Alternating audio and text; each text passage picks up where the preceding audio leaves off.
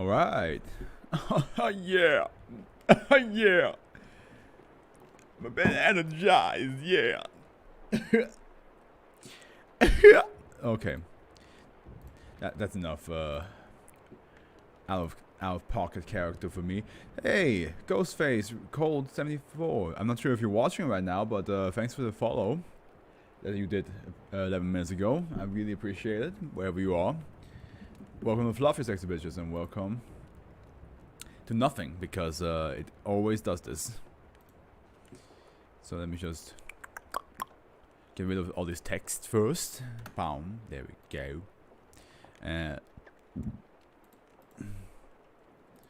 Come on now. In the bridge. There we go. Here we have it now. I'm gonna wait a couple minutes so that people can join.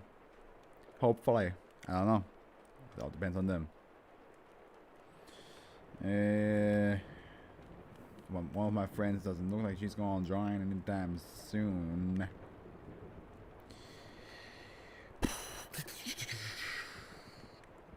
Oh, the things. I'm gonna text Liam. He might. Nah, it's Sunday. He cannot do it.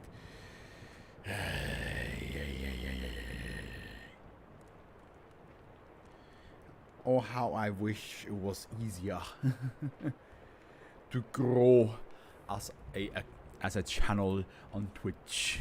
Actually, if I said that, if it was easier, then everybody would do it. Everybody in the mom would do it, and it just gain success. But yeah, I mean, I'm pretty glad that like I have all the people that come in consistently now, so that's pretty cool. I should probably tell Keepman I'm online. Live on Twitch. There we go. Yeah. Yeah. Oh, there he is. Welcome to the Fluff, Keatman. Oh man. Okay, we got 2 people. We got 2 people. That's pretty good start. Good start. I wonder if Lexi's gonna join us soon. I wonder if Naima is gonna join us. I haven't memorized her Twitch name yet. I'm not even sure if she would prefer me calling her by a Twitch name on Twitch, or if she's okay with me just calling her by a name. Because like usually I would argue like, oh, if I just say the first name, that's not a problem. You cannot guess who it is. But at the same time, Naima is also like a very rare name. So I'm just like, yeah, I don't know if it's a good idea for me to just and I should probably not spout her first name over and over again on this. Okay, I'm just gonna wait until she joins, if she's here. I don't know. And yeah, I'll give it until 5 past. Wow, my oven clocks are completely off. Lexi, welcome to Fluff, and welcome to the stream. Lexi is here. Nice. That means the person I was talking about is maybe joining in. Aroused Bear, welcome to the Fluff. Welcome to the Fluff, everybody. Yes. More people for the greater good. If you weren't here yesterday, Keepman knows what I'm talking about.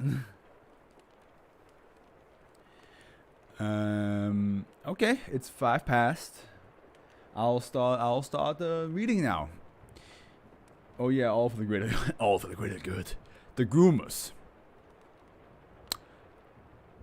I don't like that it starts off with the name The Groomers. I will be honest with y'all. I don't like that. It's a safe. It doesn't sound safe. It does not sound safe. Whenever I hear the word grooming, I don't associate it with safe. I'm sorry. I'm just... Okay. Okay. Each specimen, no, I'm not gonna do any voice for this, of SCP-760 is to be kept in an individual containment. Somebody answered me on Discord. Is that you, Lexi? It is indeed you. Yes, you answered to me.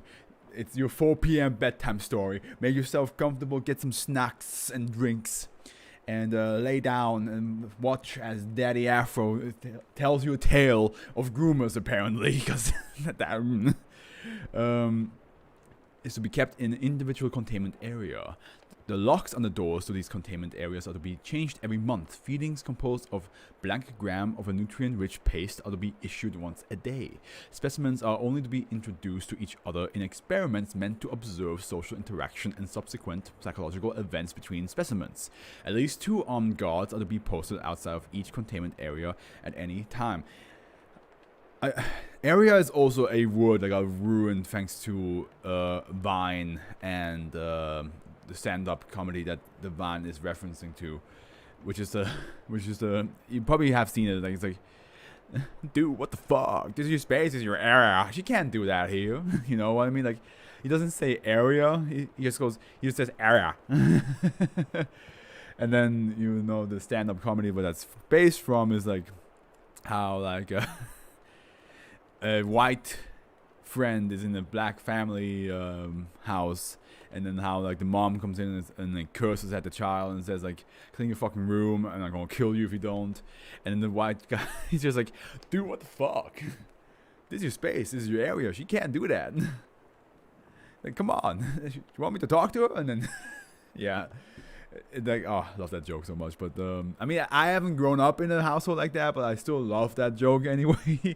Each containment area is to be lit with no more than one 40-watt light bulb and equipped with low light surveillance cameras. In the event of an equipment malfunction, in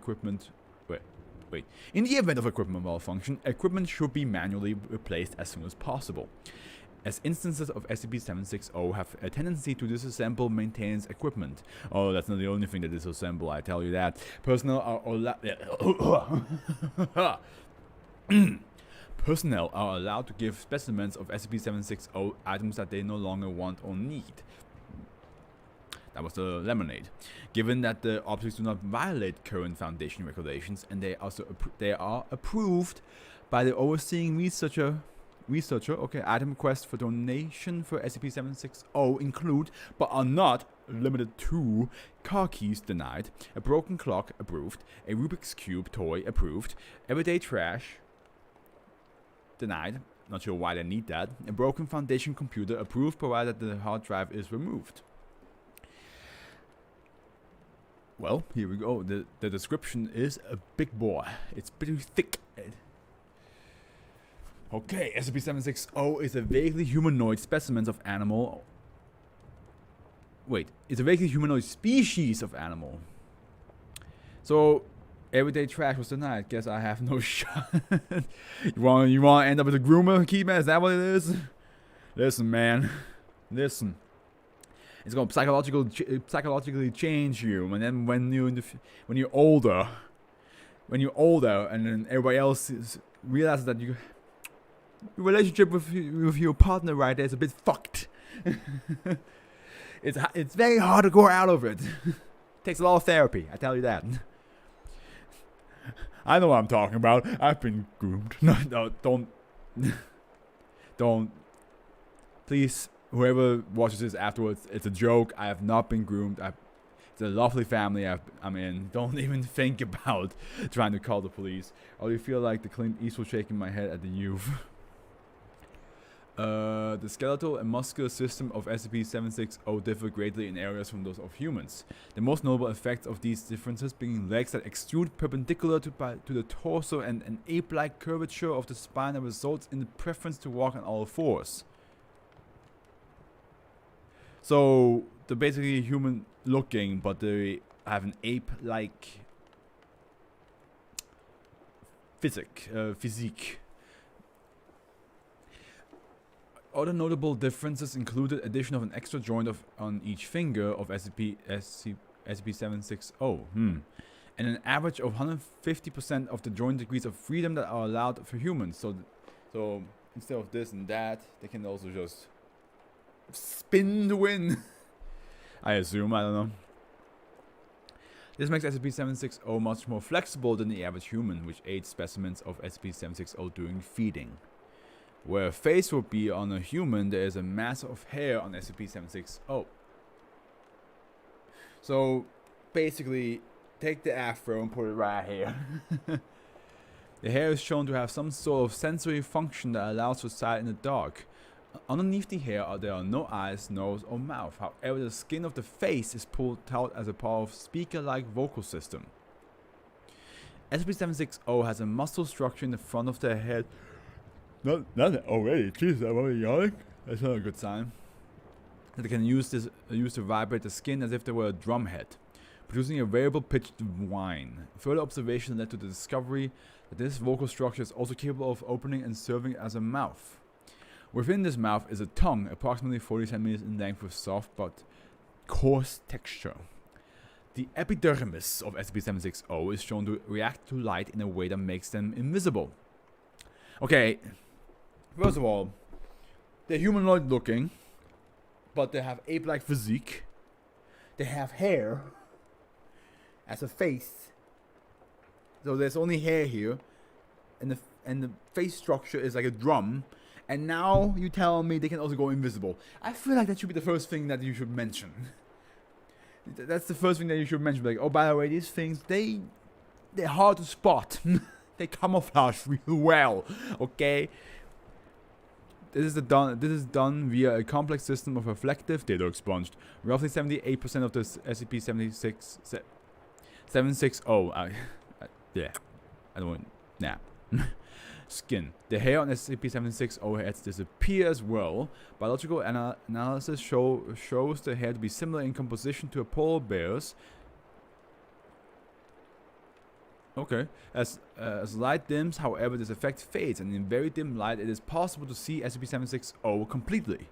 Removal of the skin also hinders this effect, and it appears to do so on more areas of SCP-760 than where the skin was removed, suggesting that the function of SCP-760's invisibility on any part of the body requires that same function on all surrounding parts. It is also worth noting that SCP-760 appears agitated when subjected to light for longer than what would be normal sunlight hours near latitude _N or _S. So invisible where ape drums? Yeah.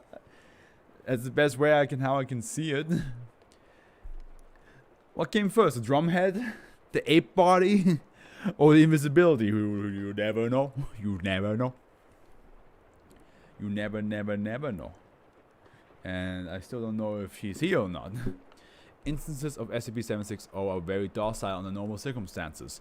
They exhibit behavior and tendencies similar to canines or primates, thus making understanding what they are thinking relatively easy. They are generally curious creatures. Any object placed in the containment area is almost sure to be examined thoroughly by them. Also, how the fuck did they... So, I understand the drums vibrate and that somehow makes noise. But how did they request for a broken clock and a foundation laptop or computer and all that stuff? Like, did they write it down, or did the noise that they make with the vibration actually sound like words? Or did they just point at things and be like, ooh, ooh, well, drum noise? I can't really. I don't know, something like that. And as long as they're attempting to learn about something, they're completely. They seem to enjoy toying with new things, particularly taking objects apart and examining their pieces.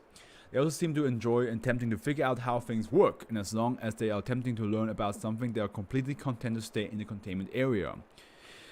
Contributions of objects made by personnel have served as more than enough to keep this want for new objects appeased.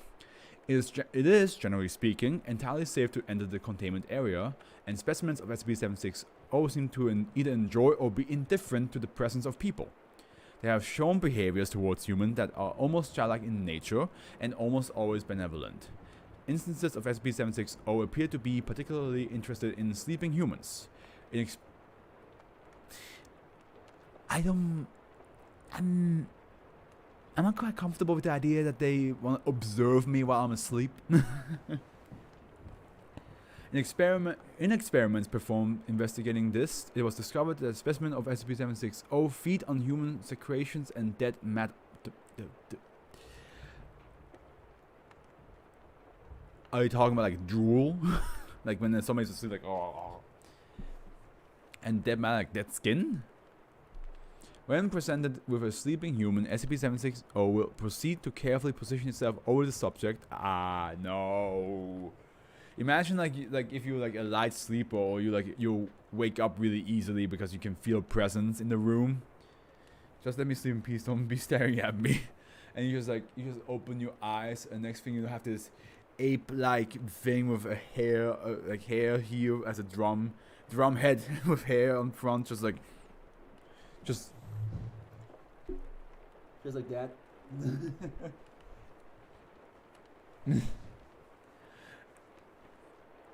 I mean, I'm sorry, that drum head's gonna pop because my fist's gonna fly right through it. On the chest, if fuck that, yeah, exactly. On the chest, over the subject onto the chest if the subject is sleeping on the back, and begin vocalizing at approximately 20 decibels for a period of blank to blank minutes. This vocalization appears to promote slow wave sleep in blank percentage of subjects, greatly reducing the chance of the subject awakening. Oh, fuck. So they can even make you fall asleep harder. The exact mechanism responsible for this effect is unknown, but is thought to involve data expunged. In the remaining blank percentage, the subject is largely unaffected by the vocalization and may regain some level of consciousness. Several subjects who have reported this experience have likened it to sleep paralysis, stating that they awoke to find themselves aware of an inhuman presence in the room but unable to move. That see, like if it just helped you sleep better, then I was like, oh, some people need this. Some people need help when it comes to sleep.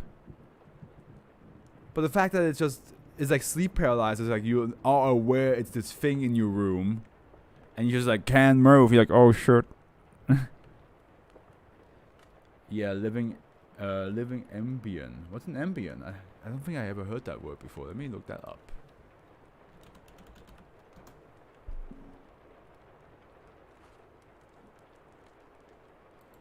Ah, yeah, okay. Yeah. Gotcha. Yeah, basically. After this period, SCP-760 will use its tongue. Wait, didn't you say it doesn't have a mouth? Underneath the hair, there are no eyes, nose, or mouth. However, the skin of the face is pulled taut as a part of the speaker-like vocal. So how does it have a tongue if it doesn't have a mouth? Where's the tongue? Where's it coming from? Where's the tongue coming from? There you are. I'm late. I'm a bit late, but hello. Welcome to Fluff. I have to ask you. I said before that I was unsure if I should call you by your Twitch name on here or by your real name. What would you prefer? Because like a lot of my friends, they don't like it when I say the actual name on here most of the time. But my argument is always like, if it's the first name, it shouldn't be too problematic, which they agree with. But here's the thing: your first name is very rare. So, would you want me to call you Roso, or your actual name when I talk about you or talk to you on here? After this period, SCP-760 will use its tongue to consume any easily accessible secretion present on the subject, including ocular discharge, hair oils, dead skin cells, pimples, and redacted.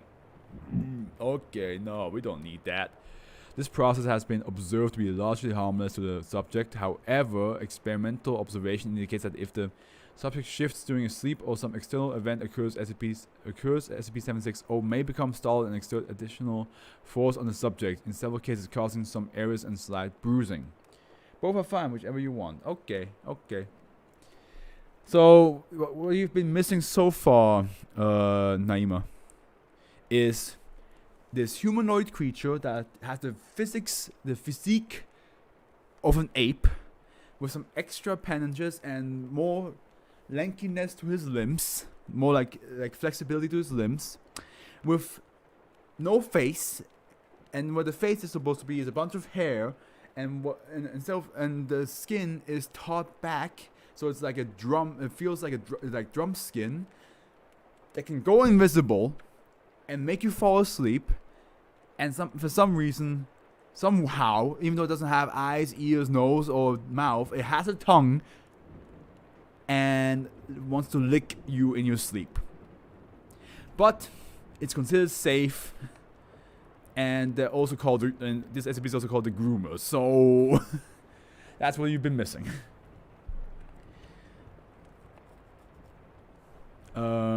Research into weaponizing SCP-760's invisibility is pending approval. Addendum 2 on blank 2000 blank. 86 days after the initial discovery of SCP-760, another specimen of SCP-760 was obtained, revealing it to be a member of a species rather than an independent creature.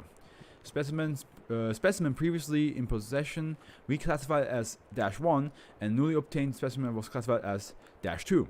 Research into the social interaction between the two began immediately following -2's arrival at Sector 5. Addendum 3. -1 and -2 were observed taking part in what appears to be some sort of mating ritual. Oh god. Which involved blank consecutive hours of consistently screaming at each other and did expunged. Resulted in the immediate medical treatment of -1 and the knowledge that specimens of SCP-760 are hermaphroditic. Hermaphroditic. Not sure why I had that much difficulty saying that word. Addendum 4, -2 gave birth. Subject title -3. Incident report 1I. On blank 2000 blank, at approximately 21:48, one of the guards posted to contain -1 fell asleep on his shift. -1 was somehow able to see this, suggesting that the hairs on its face allows it to sense through walls. It then proceeded to its containment doors and partially disassembled it from the inside, a process taking roughly blank hours, and proceeded to feed on the guard as he slept. The other guard was unaware of this due to -1's active camouflage in the hallway lights, but proceeded to coax it back into its containment area the moment he realized what was happening. Yeah, okay. Okay, it's a weird start. I will give you guys that. This is definitely a different start than I expected. There we go. Hide this. I'm gonna check on some other people if they can actually also join as well.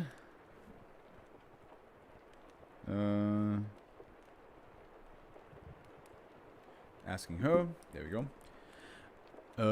Slightly less dangerous trampoline. Oh man, I miss being on a trampoline. As a kid, I used to own a trampoline, like a big one, and yeah, I spent like hours on that thing with friends, by myself. It was like right next to my bedroom, because like I had one of those houses where like the bedrooms you can open the window and just walk out to the garden, and the trampoline was like right outside my window. So I was just, whenever I was in my room and bored, I would just open up the window and just go out and jump. And man, shit's good. I have to go back to one of those like trampoline halls again, you know, ones like where it's just pure trampolines, different types all over the place, and just do some front flip, back flips, just jump all the time, just, you know, really get back into the rhythm. It's been a while. Okay, so that's slightly less dangerous trampoline. This is what this guy's got for us. This one is also considered safe. Well, okay, yeah. If you call something slightly less dangerous, I can hope it's at least safe, but it's still dangerous. So you have to be careful. SCP-761's frame needs to be contained in a standard containment chamber located inside 77. So this one we can read, but I'm not going to, because I'm pretty sure I did once, like many years ago. No net is to be attached to SCP-761 except for testing purposes. The testing chamber is to be suspended. By the way, is the background sound too loud? Or is it like okay how it is? The testing chamber is to be suspended 25 meters from any other surface, only accessible via elevator. Any materials or documents relating to SCP-761 have been stored inside 77's non-anomalous documentation area. Description: SCP-761 is a steel trampoline frame, 2 meters in diameter and 3.5 meters tall. It shows no... Wait, 3.5 meters tall... Why is it so... What the fuck? Why is it up there? How am I supposed to use a trampoline if I can't even reach it? It shows no manufacturer's mark apart from a tag on the bottom of the original net which reads Proto 5. Any solid object impacting SCP-761's surface with a momentum exceeding 250 kilogram times meter per second will vanish upon impact. Wait, so any... So, oh, okay, so in the moment you reach a certain speed, you just...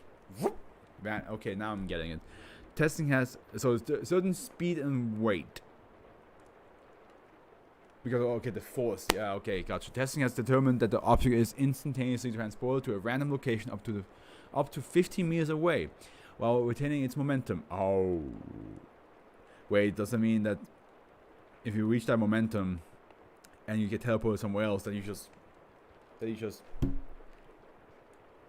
your whole body just kind of like crashes into solid floor instead of something that bounces you back? That's probably some broken bones, or at least winded. If you do like a trick and you belly flop on it. This effect has resulted in a number of users being entombed and asphyxiating. The object transporting by SCP-761 does not appear to displace any material upon relocation, suggesting matter replacement based on volume. The location into which SCP-761 displaced the material is not known at the time. SCP-761 was recovered from a residential home in blank, where the same city SCP-76, the same city SCP-2812 was recovered from. Well, we don't know which one that is. Which one is this? For all my Americans in chat, I don't know these stuff. Where it had been in use during a children's birthday party. Local police have been called to the home when several children using SCP-761 had been subject to its enormous effect. Oh god. Foundation agents were able to cover up the incident in issuing Class B amnestics to witnesses and relatives. During follow-up containment operation, an address was found leading to a party supply store from which SCP-761 had been rented. The company in question was investigated and found not to stock trampolines. Security camera recordings showed SCP-761 being sold in front of the store by an employee whose vehicle was recovered behind the store. Interviews with the subject indicate that she had obtained SCP-761 from a local waste dump and had no knowledge of its properties. However, several documents recovered from the vehicle indicate otherwise. Subject was not detained and has been designated a person of interest with attendant remote monitoring. I did say that correctly. Okay. It has been found that the subject affected by SCP-2403 are not subject to SCP-761's anomalous effect. Addendum. Excerpt from a recovered document. The document in question appeared to regard to SCP-761's development, but was heavily damaged by water and age. The following section are the largest legible portions of the text. Tests appear to indicate steel was the best material due to its durability. The safety features have been something in my eye. The safety feature has seen some good progress in the prototyping stage, and we hope to see them implemented by June. Bernard thinks it'd be a real hit, and I agree. Okay. We have a prototype. Jason tossed a cat under the trampoline from 30 feet and it just appeared like 10 feet away. Now, it was stuck in the ground but it was alive. Bossman says we're moving on to more advanced tests soon. I hope we aren't being too hasty, but this is some exciting stuff. Stop! We start limited human testing today. With a group of 10 boys and 10 girls together, and they seem to be pretty excited. We had them jump on the prototype and they seemed pretty happy about it. During this placement they were a little woozy, but fine. The only bad bit was when one kid got his foot stuck in a... Oh god. Why would you... Knowingly what this thing does, why would you put kids on it? Like, one of those kids could accidentally end up like deep into the ground. How are you going to explain this to the kid or the parents or anybody? That like, there's 9 other kids that witnessed one of their friends getting sucked up by the earth itself. Well, sucked up by the trampoline first and then the earth afterwards. How are you going to explain that to them, huh? I feel like I'm going to be sick. We're testing, not testing, testing. Today I don't know what went wrong, but one of the kids just disappeared. Wait, not disappeared, disappeared. We dug around everywhere, and you know where she was? In the concrete. We need to stop. This is wrong. I killed a kid today. I let them kill. I mean, that's what I'm saying. Why would you? Absolute buffoon of a human being. They did it wrong. I warned them this would happen. Do they listen to me? No. They go out and sell them anyways. They aren't safe anymore. We know this. All it was supposed to do was take the kids off if they were too big or got unruly. But they all go under. It's killing them and nobody's stopping. It's gone. Man, this had a dark twist to it, huh? This had a little dark moment.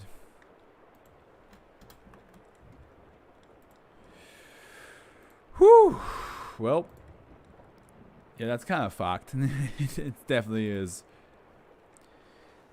Like, the moment you see the cat, what happens to the cat, and you get kids, you should be like, oh yeah, maybe this is not a good idea. We already seen what happened. I guess with the cat, they only saw it like teleport 10 feet away and down on the ground. So they didn't assume that the kids would actually go into the earth. But now they do. If they're still okay, so I guess it depends how fast you're going. The faster you go, the deeper into the earth you end up. Immortal Iron Maiden. Oh, that sounds very appetizing, doesn't it?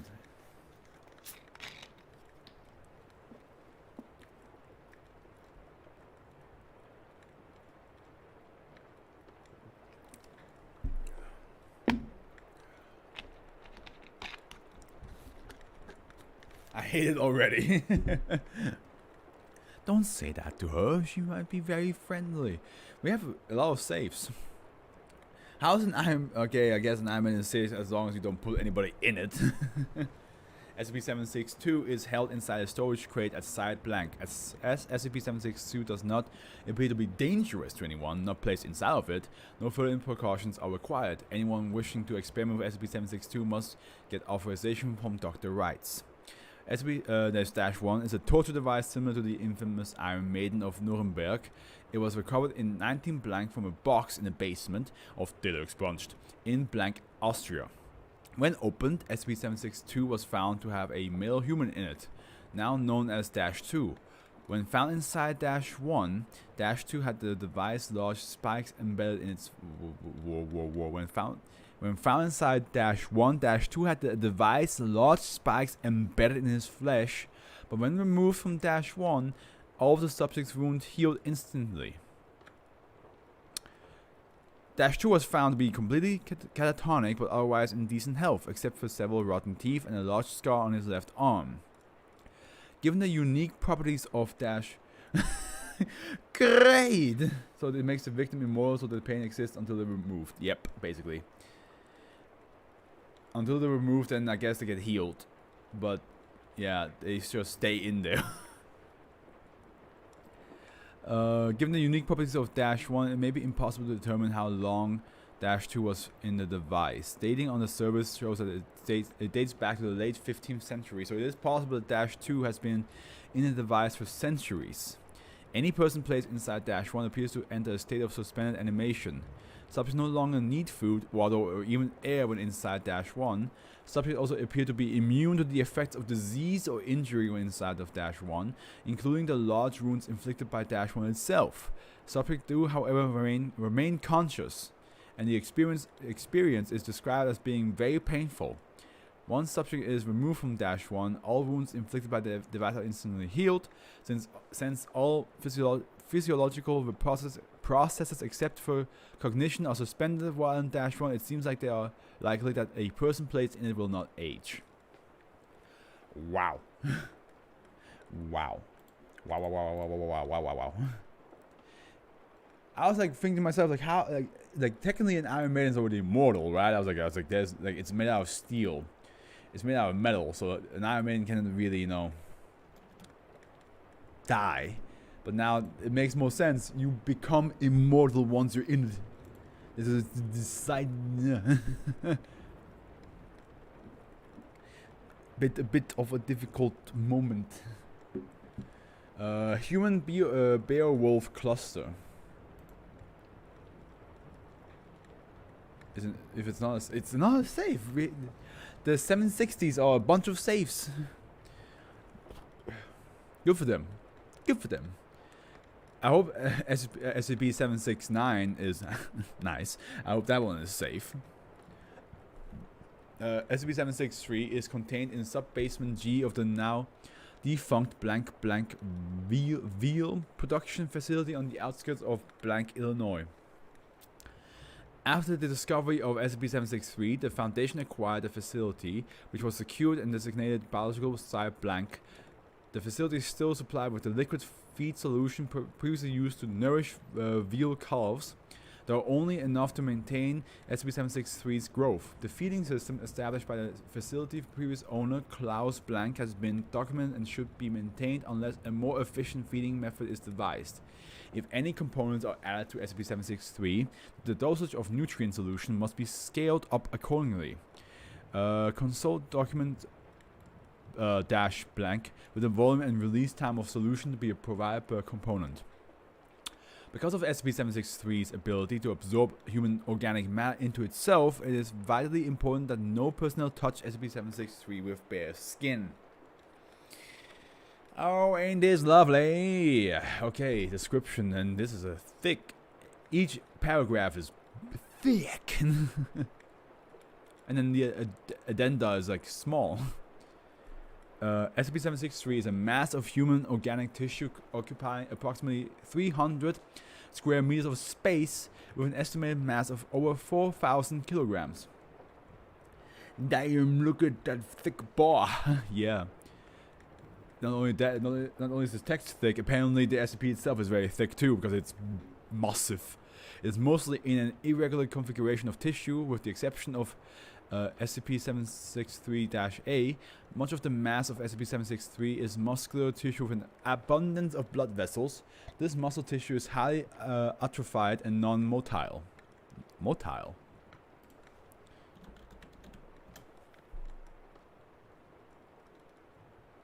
Capable of motion. Okay, okay. Basically mobile. Though despite lack of use, there is great amount of blood flow at all times. Most of the structure is relatively thin at around 10 centimeters thick, allowing the blood flow to diffuse the high heat generated by the central mass, which is a large lump approximately 2 meters high. This blood flow is provided by a large central collection of hearts and a number of other hearts arrayed throughout SCP-763 structure. This reminds me very much of one of the 001's proposals, the sun. Basically, all the organs of the human body are present in SCP-763, located in a relatively even distribution throughout the system. The lungs are fed by a number of mouth-like round holes in SCP-763's skin. The feeding tubes pass directly into SCP-763 as though the flesh grew around them as its mass expanded. Researchers believe that the blood vessels and organs are essentially a support system for what has been designated the cluster. Again, reminds me of the sun. SCP, because like it was like how like the sun is an SCP, or like a sun is an SCP, and if you get hit by the rays, instead of your whole body just melts and you just become this puddle. And then like how like and that happens to flora and fauna as well, and then all like became like this cluster of like a hive mind of a hive mind, just a being with multiple brains basically, and then this whole like blob of humans, animals, and plants then go after other human beings because they want to drag them out into the sun. As it only happens if you have exposed skin, of course. But yeah, they will drag you out, like take your clothes off, and then you melt and become part of them. And it is described that it's supposed to be this, like ecstatic, like sexual high, basically. Yeah, and that's what this reminds me of. The bones. Wait. The cluster is an interconnected network of 37 human brains of varying sizes connected by chains of cells resembling neurons. This array is enclosed by a multi-layered arrangement of bone growths. The bones must closely resemble ribs, though they exhibit offshoots that all allow them to interface into a tighter structure. Initial analysis revealed a far higher than normal amount of neurotransmitter activity. Over time, the individual brains each enter a resting state with neural activity consistent with REM sleep. In time periods consistent with a polyphasic sleep pattern, this resting state lasts approximately 45 minutes. At any given time, there are 5 brains in this resting state, while the remaining 32 brains are in the active state. So basically, some of the brains get to sleep. A collection of bone and nerve fibers resembling a spinal column approximately 3 meters in length extend from the cluster to join with the spinal column of Dash A. Dash A appears to be the body of the facility owner Klaus Blank. My nose is so itchy right now. The body is only partially absorbed in the rest of SCP-763, retaining all its presumably original organs and general shapes and structure. To date, it has shown no signs of movement or further absorption. It should be noted that the other absorbed subject has been completely integrated into SCP-763 within 3 months. When SCP-763 was discovered, SCP-763-A was in seated position in which it remains. There was a table in front of -A with a sheaf of paper on them, completely decayed from the warm, damp condition of sub-basement G. -A's hand held a pencil apparently poised to write. Any previous writing has been lost with the degradation of the paper. -A's facial expression is one of intense concentration or perhaps pain, with features contorted and eyes closed. Unlike the rest of the muscular tissue in SCP-763, -A is not atrophied, despite having exhibited no movement to date. Researchers assume that -A remains unabsorbed to function as an interface with the rest of SCP-763. To date, no stimulus has provoked a response from -A other than autonomic reflexes and immune system response. Blobby cluster of all living matter. Black. Yeah, basically. And if you expose skin touches it, you probably become part of it. Since its discovery by the Foundation, SCP-763 has incorporated biological material from 7 humans, 2 security personnel, 1 medical technician, 3 Class D personnel, and Dr. Blank. Direct skin contact with SCP-763 causes tiny barbs to hook into the skin and administer a paralytic neurotoxin. As soon as the subject is paralyzed, digestive acids are secreted and begin to dissolve the skin where contact was initiated. Once this is done, the skin will begin to heal at an accelerated rate, with the subject's skin now bonding with SCP-763. This process of dissolving and rehealing is repeated over and over, with the subject becoming progressively more integrated into SCP-763.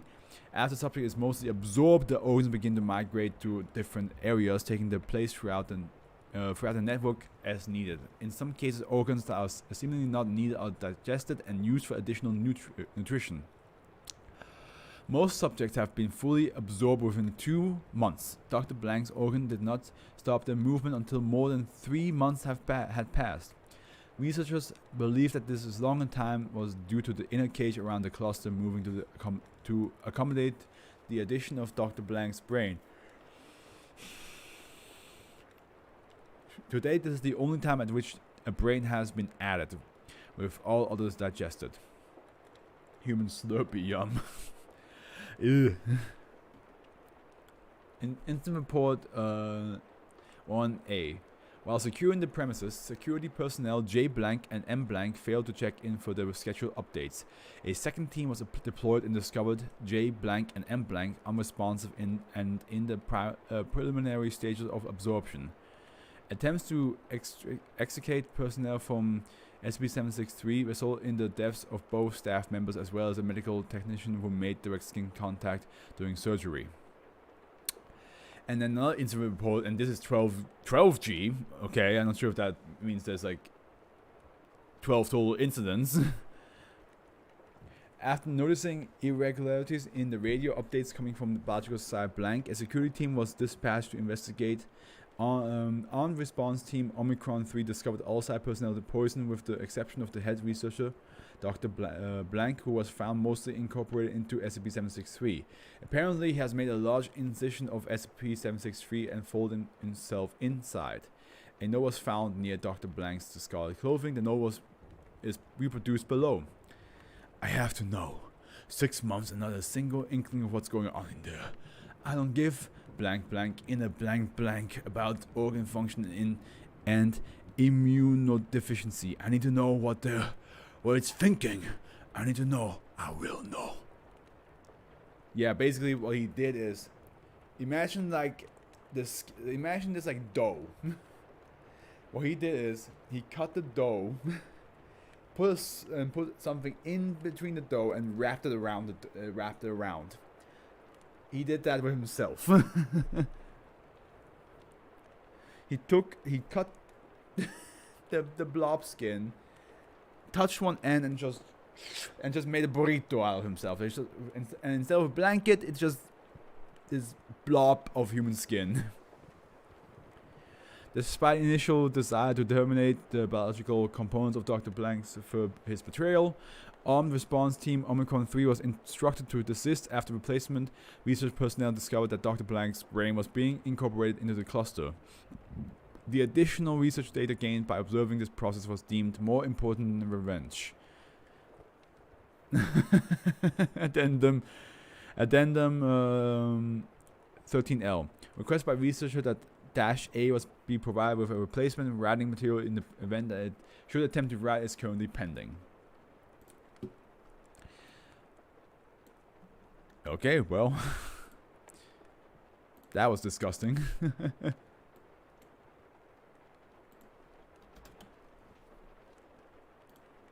That's just gross. That's just nasty.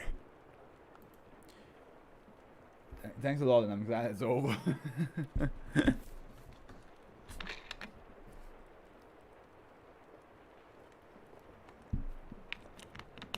Yeah. But we have 6 more SCPs to read. The Obscene Show. This is Save City. We have 5 saves so far. Not a single Euclid or Keto or anything else. SCP-764, Nintendo 64, is to be kept in Hazard Vault MT blank with unlocking mechanism only operable by 2 Class 1 researcher or higher working in tandem. No personnel are to... You know what? I'm going to switch my seat. Because this one... I've been sitting on this for so long that it has like... The cushioning is now very... squashed. So I'm going to switch to this one. That's a bit softer. Yeah, there we go. No personnel are to enter without proper safety precautions, and no personnel to be in Hazard Vault MT blank unless under the direct orders of level 4 personnel or as part of an improved destruction attempt. Personnel entering Hazard Vault MT blank are to wear the locking gauntlets in Containment Supply 313 size 14, and the key is not to be brought into the vault. The gauntlets physically prevent attempts to don SCP-764 due to their size, and therefore permit SCP-764 to be handled with a modicum of safety. I need to read this again. The Obscene Show, that's what it was. SCP-764 is a pair of Punch and Judy puppets that display no exceptional characteristics upon visual inspection. When observed by individuals with no barrier between them and -1 or -2, a compulsion comes over a single person to put on a show utilizing the puppets.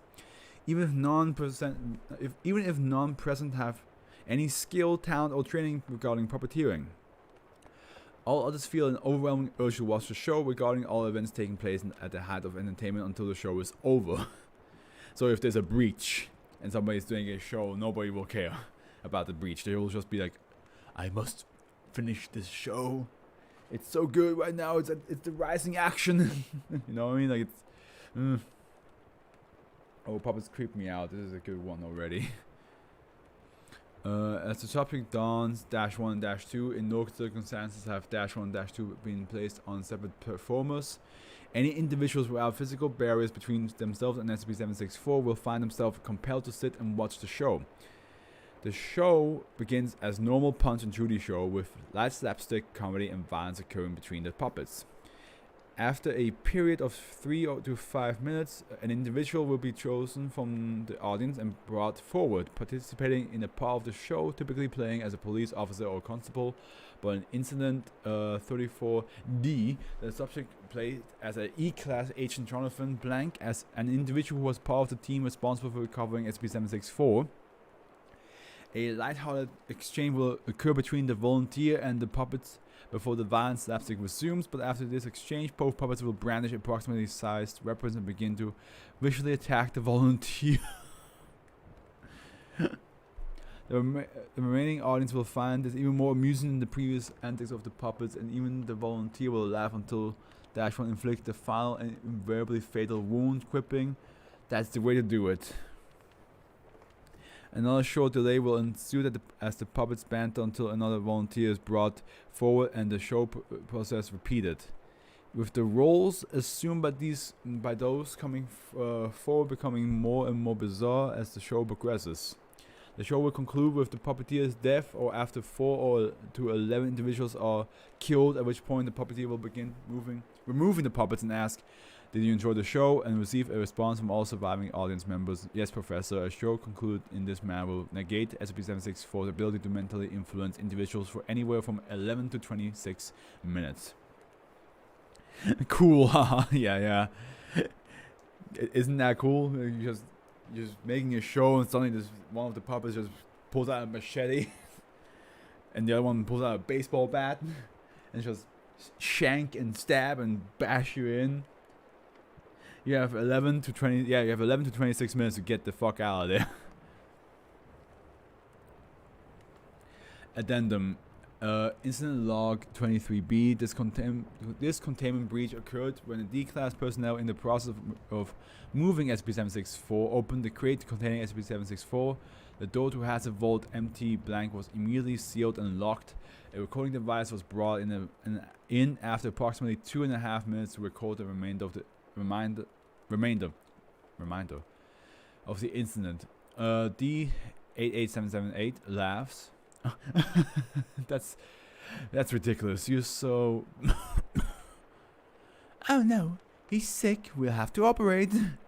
But Punch, you're not a doctor. Has that stopped me before? Then resumes coughing. Brandishes a scalp about half its length. Begins humming to itself as it cuts into D88778's throat, who seemed to be stifling a laugh. Reaches into his incision and fumbles around before grabbing onto something and tugging. I think I've got it. There's something in his throat. We'll save you yet. Pulls out shakes his head, pulls out the higher bone and shakes it in the air triumphantly. Told you I could do it. He needs that, idiot. Begins hitting -1 with a tiny rolling pin.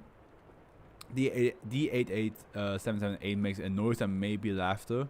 Ow, stop it. I'll fix him, you'll see, woman. Okay, I mixed them names. Puts the scalpel back into the incision and begins sawing the blade. After a moment, -1 reaches in and begins After moment -1 reaches in and begins pulling, as blood begins to spray, approximately 4 inches of the carotid artery are pulled out of the wound. That's the way to do it. Both puppets slump to the ground as D88778 collapses. This is... But needing to say, yes, Professor, sounds like the puppet has a very specific kink. It's murder. That's its kink. I mean, the puppeteer is a volunteer, right? It's whoever gets influenced to use the puppets.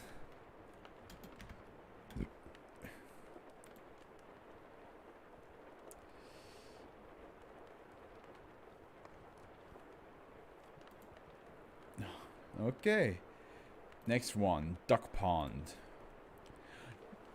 It's duck season. I need to lay it down for a bit, but I'll be looking. You okay, bro? You feeling alright?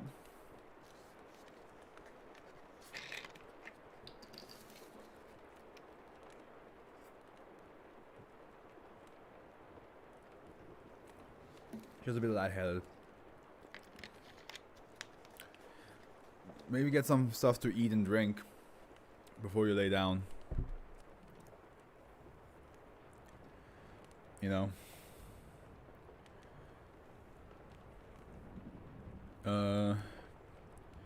Another save. This is the 6th save in a row. Is this gonna be the most? Is this gonna be all saves? SCP-765 is to be. And we haven't even finished. We already passed the halfway point, and it's only been an hour. Not not even. SCP-765 is to be isolated from the rest of Site-88 by a wire fence of at least 1.22 meters. Instances of -1 are harmless beyond this area, and SCP-765 effects are negligible at this range. SCP-765 is to be staffed with a rotating group of researchers and guards. These personnel are to be changed every 3 to 6 days to avoid suffering the detrimental effects of SCP-765. Researchers who have been absent from SCP-765 for at least 1 month may apply to assignment to it again. And we have a nice picture of a duck pond. This is also the highest rated one so far, 363. That's pretty high. SCP-765 is a duck pond discovered in the blank region of South Carolina in 1970 blank. SCP-765 appears to emanate an emotional effect, causing what researchers have called serenity. Researchers, guards, and test subjects within the field of SCP-765 report relaxed feelings, contentment with their life, and justification with their life choices. However, after 7 to 12 days, the shift becomes one of lethargy, apathy, boredom, and depression. Further shifts beyond these are currently being monitored, with test subjects D02841 and D02844 and D02851 have been in effect for over a blank. Psychological reports on all these subjects are available at request with approval from Dr. G. Blank. Due to its relaxing nature, SCP-765 is regularly assigned to researchers undergoing severe stress or lethargy. The effect does not appear addictive or mimetic in any way. Addendum 1, 1970 blank. Unsurprisingly, several members of the Anatidae family showed up today, classified as -1. While they do not appear affected by SCP-765, staff have reported that a degree of jollity has been observed in participants, and the speed with which the negative effect is reported seems to be diminished. Recommend further research with other species of waterfowl. So basically, the moment ducks show up, you feel more content longer. So the negative effect. This is nice. This is nice. All the other ones were safe. They were safe, but they're still like, to some extent, are dangerous. This one isn't. This one's just literally like you have to just be careful not to spend too many days there. But yeah. You just chill at the pond. Some ducks fly, some ducks come by, and you just feel stress-free, relaxed, and happy. I mean, come on, that's nice. That's nice. I can also use that as for my web series. I'm going. Excuse me so much. I apologize. Or lemonade. Here we go. Let me just get that real quick. 765.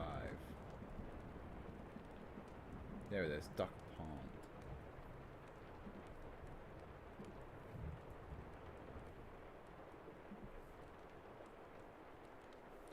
There we go. Alright. Next one is called Human-Shaped Anomaly in Space. Oh, we have a SCP that we already read before, but it's been ages. But that number does seem familiar. So here we go. Again, save. This is the seventh. This is the highest amount of saves I had to read in a row that I ever had in my life reading SCPs. Due to SCP-766 immobile nature, Site-362 has been built around it, operated by Dummy Corporation blank blank blank in blank Indonesia. SCP-766 is stored in a locked room behind the site storage room. A wooden crate has been lowered over it, which is fastened to a cleat on the floor by a combination lock. Though classified as safe, precautions should be taken when interacting with SCP-766. Leather gloves and plexiglass visors are recommended for handling and are stored on site. Description: SCP-766 is a human-shaped anomaly in space that matter cannot pass through, making it, in effect, an invisible statue of a person. Plaster applied to the anomaly has been allowed researchers to study its shape. It is in the shape of a perfectly anatomically correct nude woman in her late 30s with features consistent with the native population of the island. It is running mid-stride and looking behind, up, and to once held an implement of some sort. Oh wait, so excuse me. Looking behind, up, and to the left. The right hand forms a fist with the fingers leaving a hollow cylindrical opening, suggesting that it once held an implement of some sort. Now this makes more sense. A band on the left shoulder is intended in a way that the strap of a satchel might cause. SCP-766 facial expression appears both exhausted and startled. SCP-766 was once known to the local population as the woman-bearing tree. A santalum album had grown around it, suggesting its shape had been considered a local botanical oddity until a forest fire in 19 blank, which destroyed the tree and left ash resting atop SCP-766, making it appear that the debris was floating. Foundation agents intervened, sequestering it. SCP-766 does not appear to actually be constructed from any sort of material.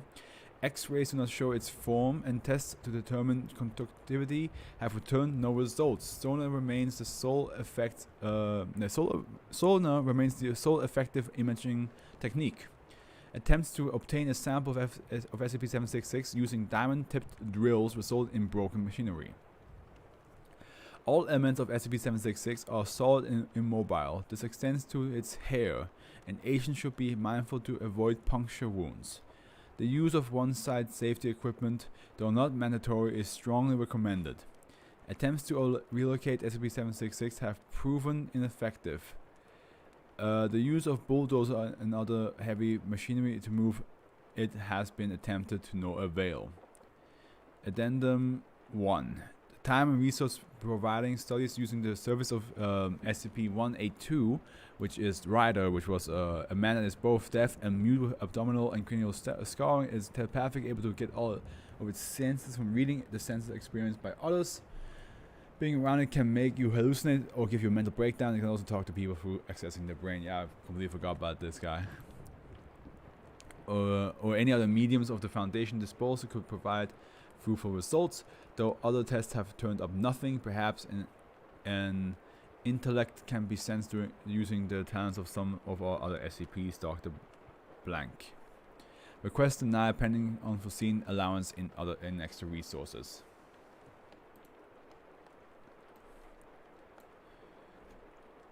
This one, yeah, I can see why this is safe. I mean, like it's a it's like a physical image. Yeah, as I say, it's an invisible statue in space, but it doesn't really do much to anything around it. It just exists. It's all it does is exist, okay? Just leave it be. I can't believe we already did the last 3 ones. Crime scene photographs. Is this also safe? Oh, we out of the safe. Our first Euclid. Our first Euclid. Okay. -1 through -13 are to be held within -14, which shall be kept closed and locked at all times. SCP-767 is to be held in the Hazardous Items Secure Containment Center of Research Site Blank. Access to SCP-767 requires written authorization of at least one Level 4 site administrator. Now that damn, she hasn't had a chance to join us, and I'm almost done. Crazy. SCP-767 is a designation of a series of objects which was recovered from redacted police department on blank blank 19 blank. -1 through -12 are a series of photographs taken with an instant camera on blank self-developing film that appears to be the source of the anomalous properties of SCP-767. The photographs are labeled 1 through 12 in the lower left corner, however the numberings are in the reverse order to the apparent chronology of events they depict.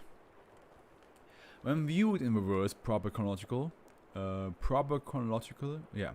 order, images 12 through 7 follow a first-person perspective of an individual entering a room and examining a single table. -6 is a top-down view of the table, which in the new iteration alternately reads on the ceiling or it's above you, written in a red substance. Oh, I don't like where this is going. Written in a red substance that has the appearance of fresh blood.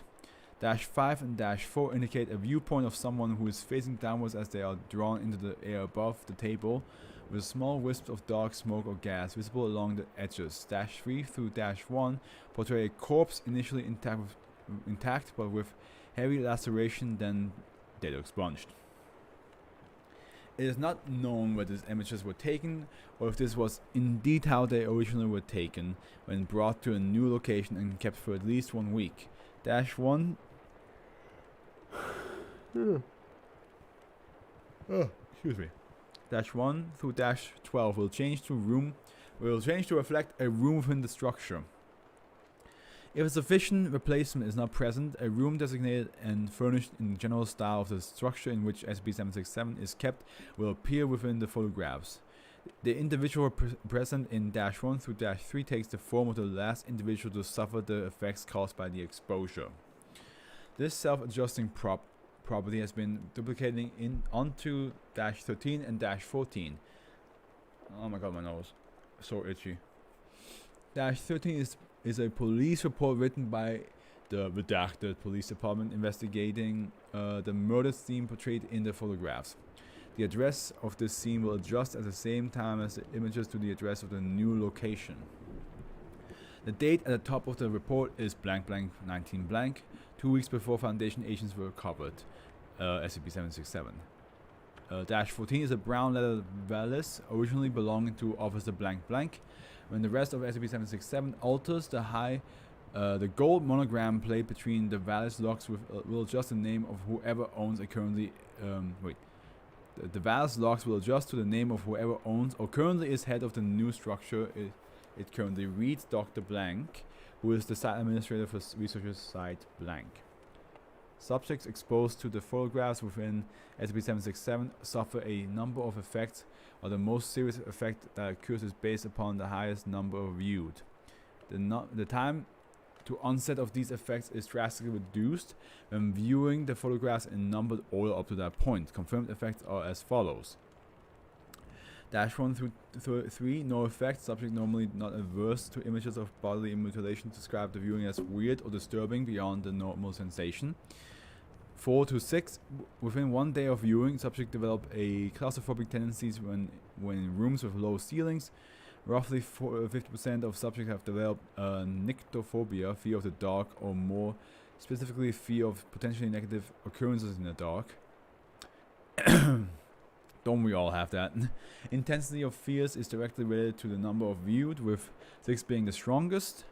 7 to 9, all subjects exposed to -7 thus far have revealed a sudden urge to examine the ceiling, usually snapping their heads upwards immediately. Even if not exposed to the other photographs, most have described it as instinctual, as if the warning had been yelled at them.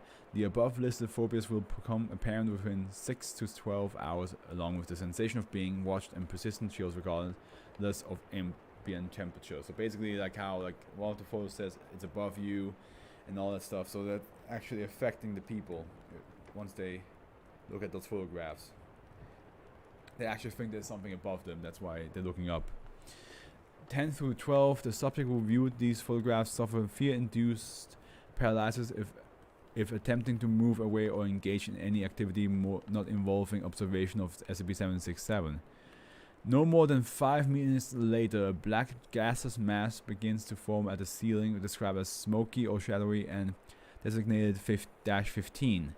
Video and photographic images do not record the appearance of this mass. If -15 forms outdoors or in a room taller than 4 meters, it will form at approximately the 4-meter mark.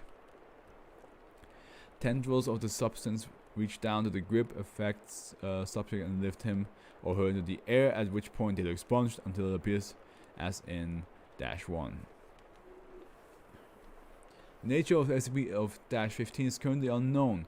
Researchers and security agents who had attempted to physically intervene are thrown away with great force, and physical attacks against the mass pass through without significantly altering the whole.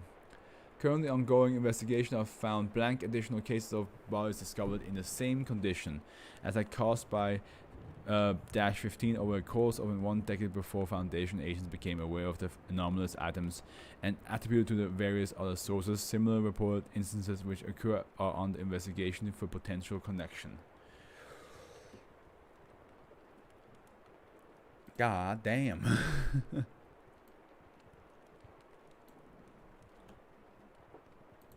It feels like it reminds me of The Ring.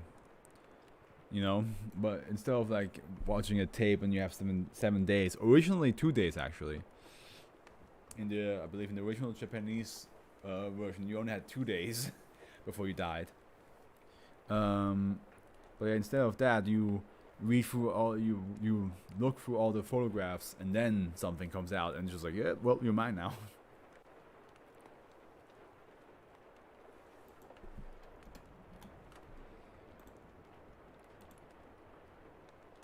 Long-range alarm clock.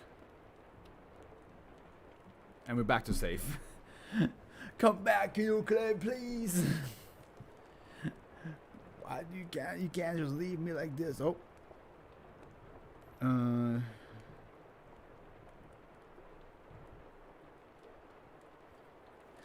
Oh, now I know why my friend couldn't join, because she was napping.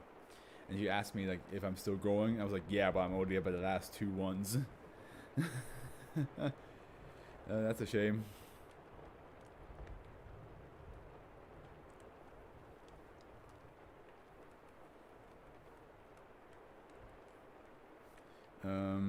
I'll wait a little bit.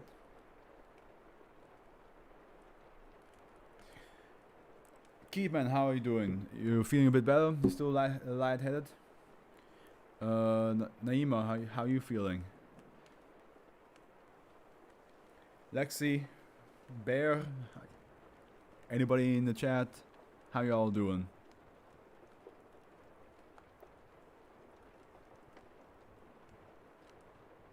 I think she just joined. For her sake, if she's here, I'm not sure.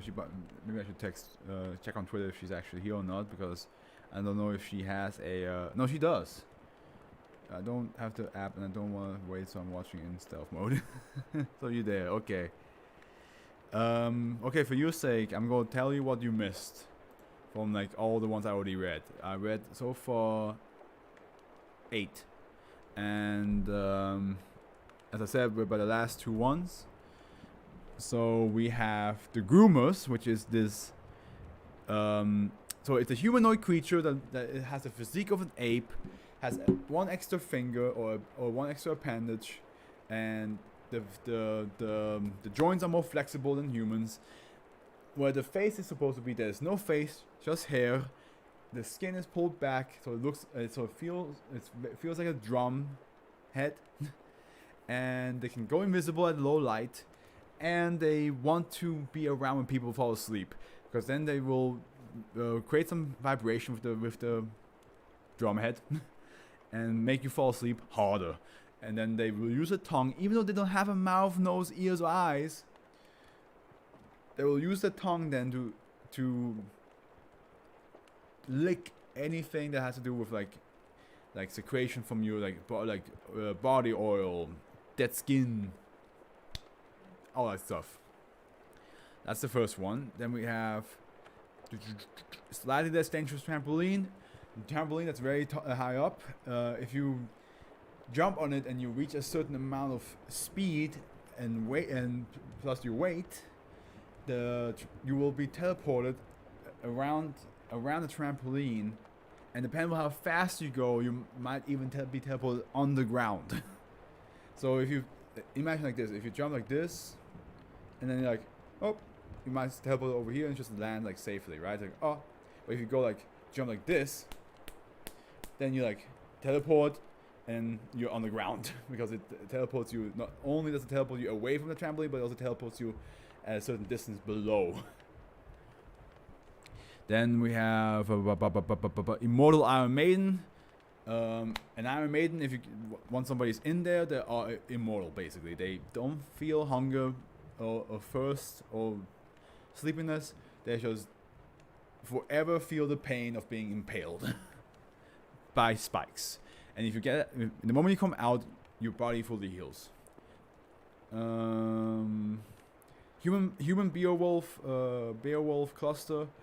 This cluster of human slime. If you touch it, it will grab like some tendrils, like some hooks, like will grab onto your whatever body part touched it, and it will then basically melt you down with acidic juices, and you become part of it. It's this giant mass of just multiple people being a blob. that have multiple brains working together. The obscene show, two puppets, a human being will have a sudden urge to play those puppets and do like a little slapstick routine, and other people, once the show starts, other people have this sudden urge to watch it, and it's all like fun and good until the puppets themselves pull some sort of weapon and then kill the puppeteer themselves until, you know, until the show is over. And yeah, it always ends up in very brutal deaths. The duck pond, beautiful. It's just a pond that you feel at ease.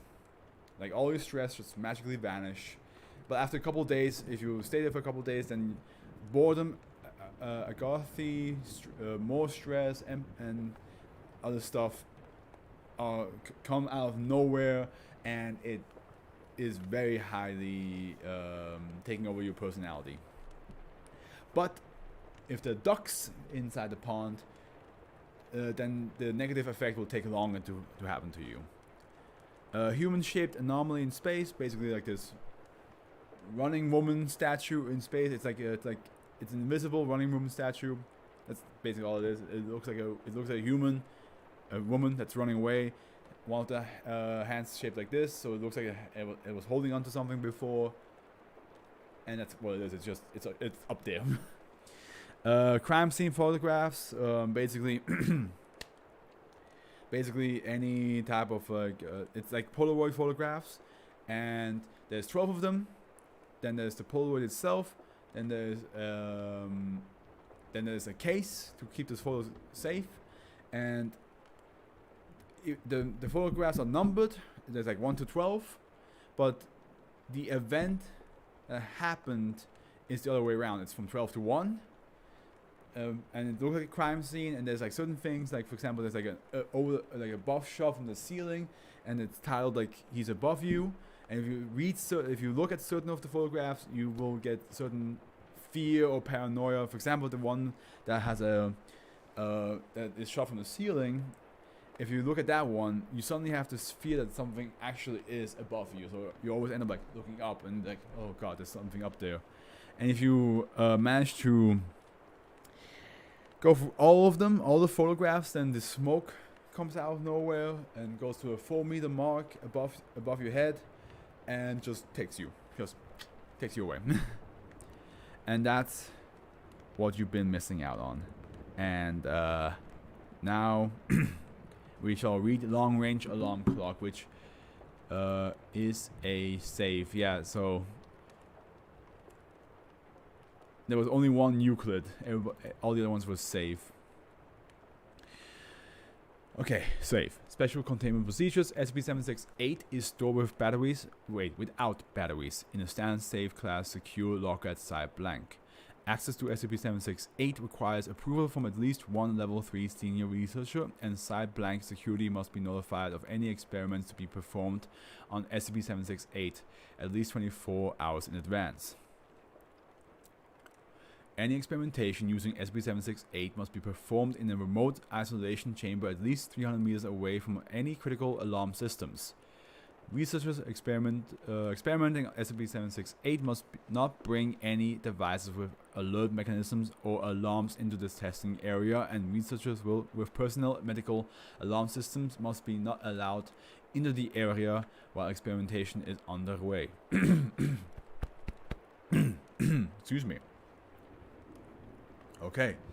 Description. SCP-768 is a Seiko brand travel alarm clock that is physically identical to a regular unit of its model in all regards. Its anomalous property is activated when the alarm feature of the clock is set and the alarm activates. Instead of emitting a beeping alarm as in normal units of its model, it instead causes all alarms and alerts within 300 meters to trigger. How SCP-768 accomplishes this currently is unknown, as disassembling SCP-768 and analyzing its component has revealed no irregularities or anomalous materials. This must suck if you lived in a college dorm. Imagine you live in a college dorm, like a student accommodation, and you don't have work tomorrow. You don't have work. You don't have class tomorrow. You get to sleep. But somebody uses this alarm clock, and it goes off at 7 in the morning, and then yours goes off, even though you know for sure you set yours on off the night before. You're like, I get to sleep tomorrow, I'm good. And then out of nowhere, your alarm clock goes off at 7 a.m. and then your neighbor's alarm clock goes off at 7. Like the entire student dorm, every single alarm goes off, and you're like, what the fuck? Why is mine going off at 7 a.m.? I would hate that. That would be like because I live in an apartment here right now, so I can imagine like if somebody across the street decided to like, oh, I'm gonna wake up early tomorrow, like 6 a.m. and the alarm clock just makes my alarm clock go off, I'd be like, what? Why? Why must you? Why are we still here? Just to suffer.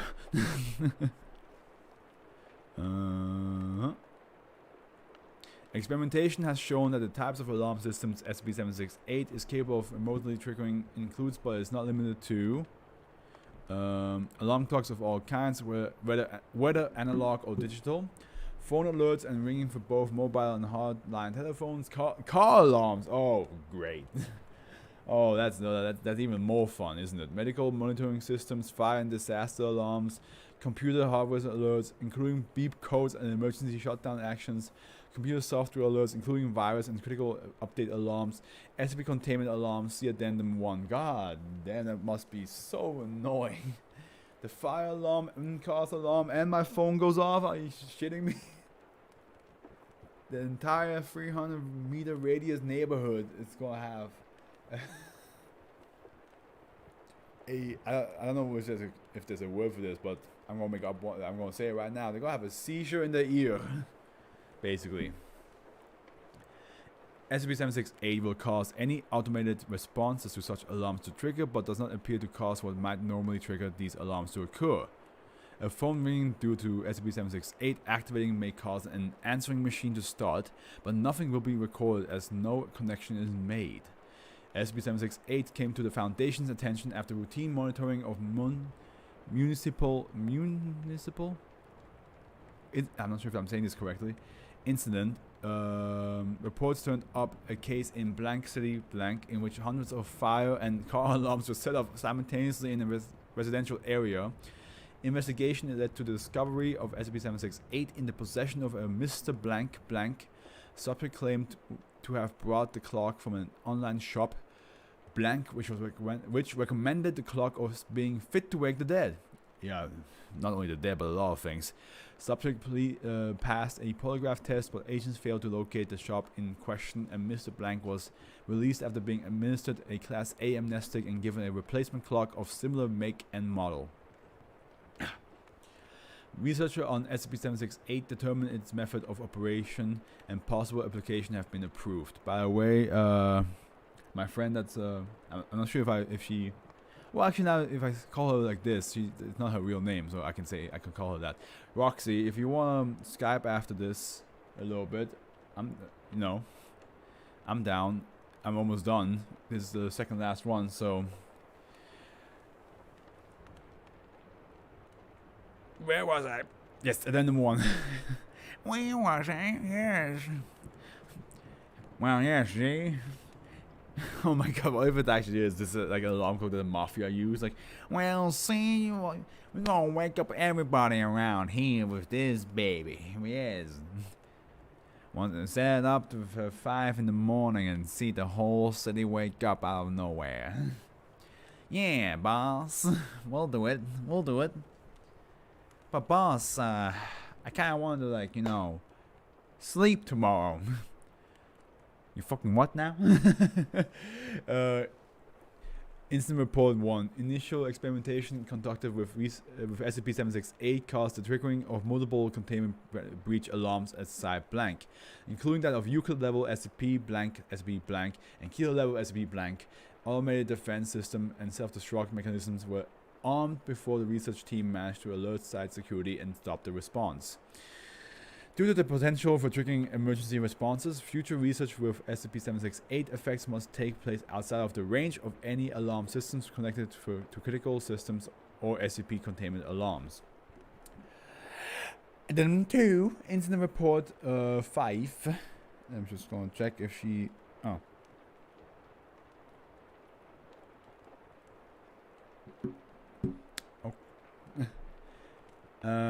During experimentation on blank blank, Dr. Blank's heart monitor was set to an alarm state by SCP-768.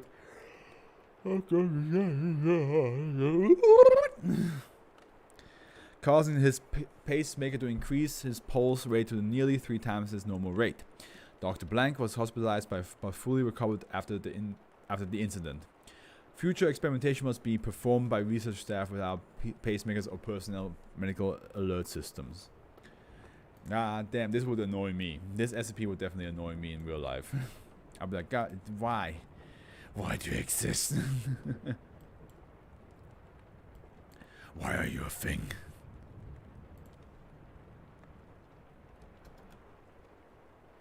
And last one to read, called the Ancient Encyclopedia. Okay.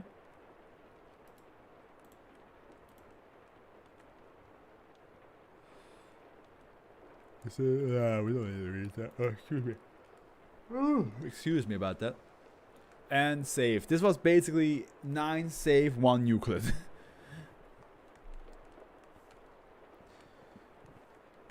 God,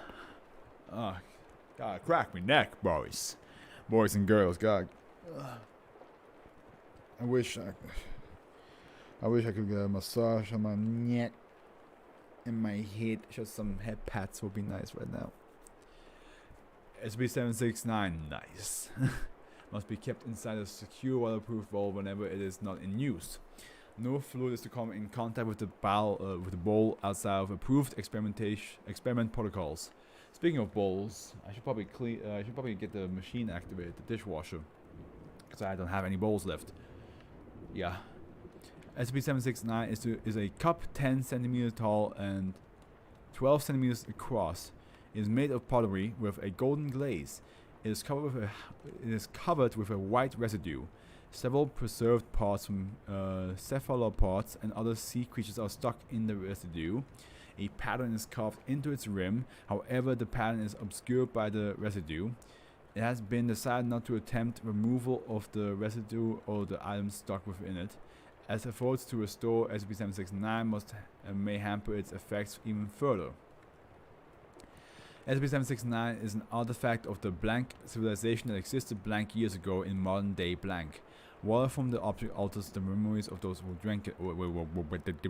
Say that again. Water from the object alters the memories of those who drink it. Damn, boy. I lost some people in the chat. No. When a subject drinks from the cup or water that has been poured into the cup, new information is written directly into the subject's brain. However, they lose memories they already possess, much like a computer storage being overwritten. The memories lost are unpredictable, though usually comparable to the information gained. All water from the bowl must be drunk, or else the subject gains fragmented, unreliable information. The information given is seemingly random, coming from a repository of information from the blank. It includes cultural, technological, and military information. It appears that it was intended as an encyclopedia. However, so far no method has been found to retrieve specific information from the goblet. When this is due to problems inherent in the storage method or to the degradation of the cup over time is unknown at present. Full debriefing of the subject takes approximately 1 week, though it can take longer depending on the information gained. Subject D32 has been useful in translating information and has therefore been removed from the regular termination schedule until such a time as she can teach the language to others. Addendum 1. The result from subject D37 have raised this object from a mild curiosity to a priority. Recreating it the power source for that engine would prove invaluable to the Foundation. Addendum 2. Per the administrator's instructions, subject D71 was given multiple exposure to SCP-769. However, the results have proven unsatisfactory due to the possibility of losing valuable information. Addendum 3. Reports will move from a weekly to a monthly basis. Addendum 4. Future reports to the administrator will no longer contain a listing of all findings, only those of strategic importance will be passed on. The administrator does not want to know about blank courtship rituals unless they involve lasers, 0-point generators, or flying cars and how to build them. Addendum 5. Report will move from a monthly to a bi-monthly basis. Addendum 6. Due to stronger demand in other areas, resources for this project are being cut by 80%. My throat.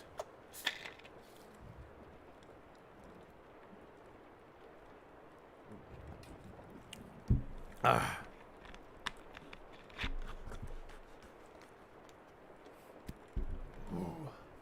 Oh yeah.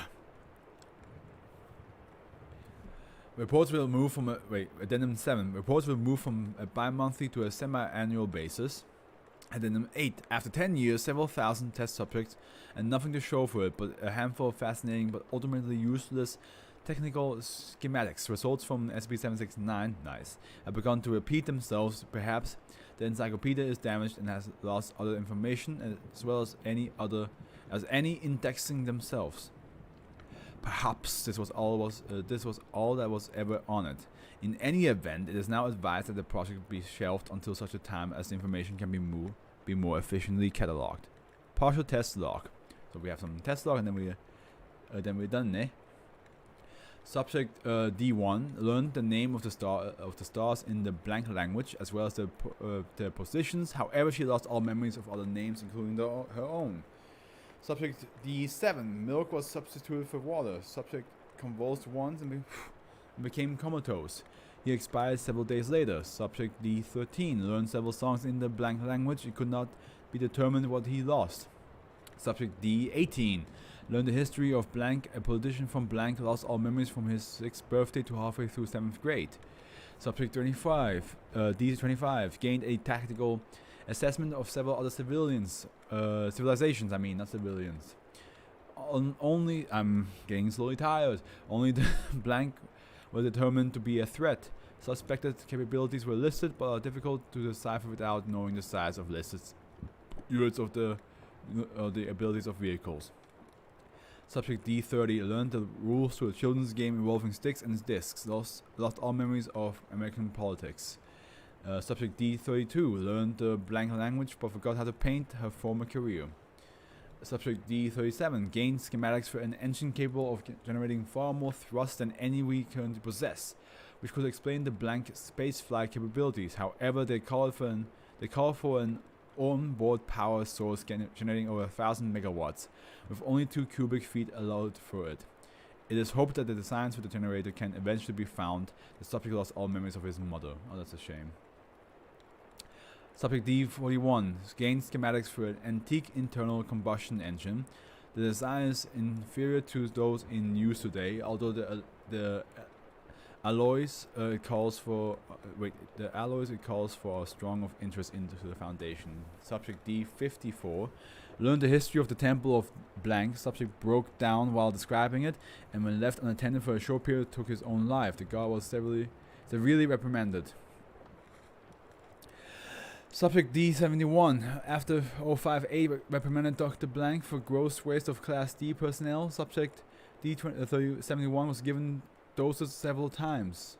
The first time he gained a novel but forgot how to ride a bicycle. The second time he learned a form of martial arts but lost all memories of his faith. The third time he learned the life cycle of the mammoth but lost all memory of his childhood. The final time it could not be determined what he gained, as he seemed to lose all abilities to communicate. Subject D71 was terminated several days later. It appears repeated exposure have a point of diminishing returns, taking more memory than previous exposures. Subject D105 learned the names of all the exarchs of Blank and their families going back several hundred years. He forgot how to operate any technology made in the last 10 years. Subject D2045 learned the history of Blank dance, lost all memory of sports, and subject D2070 learned the names of the stars in the Blank language, lost all memories in the past 3 years. And that was our last one, ladies and gentlemen. Here we go. Here comes my list very soon.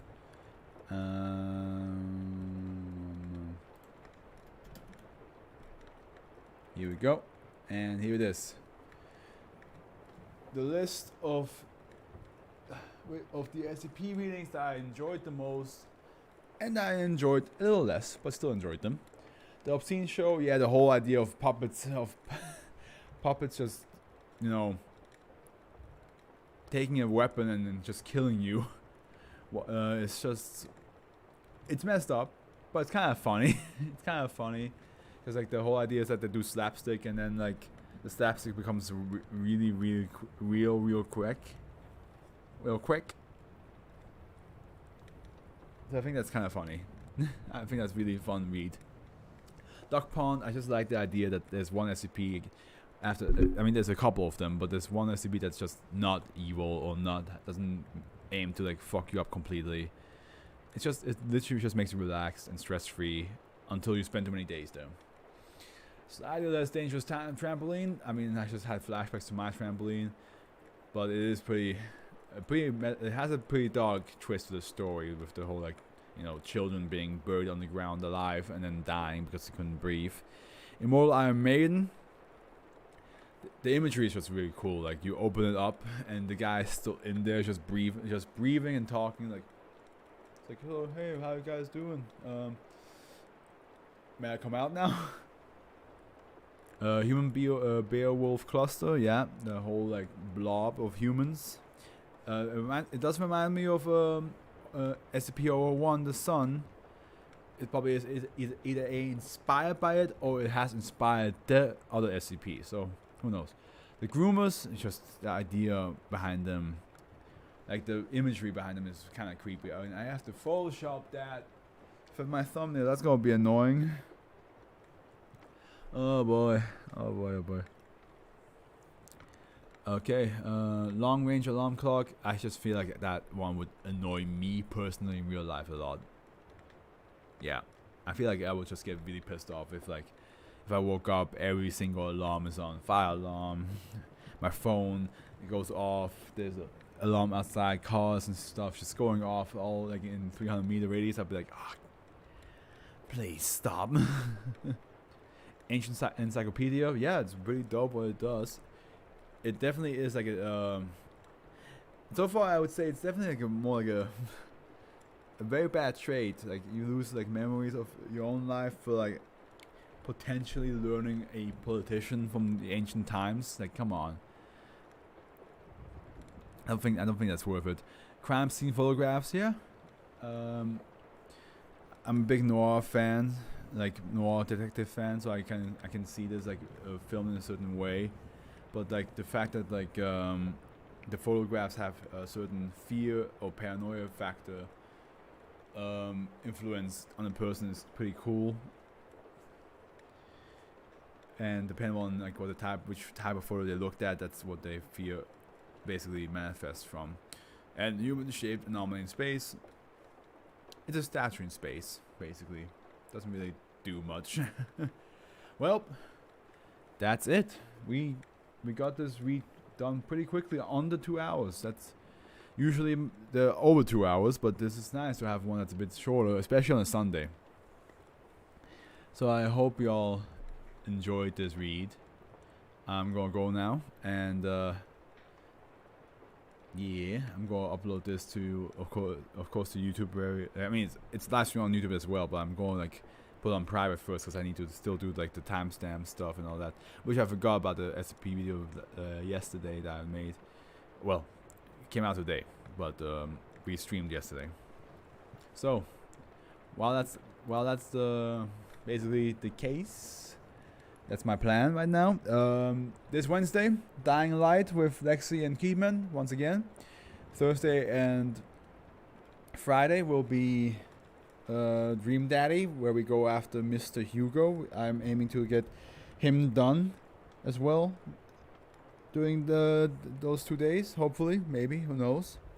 And then I'll see an SCP the 770s will be next weekend.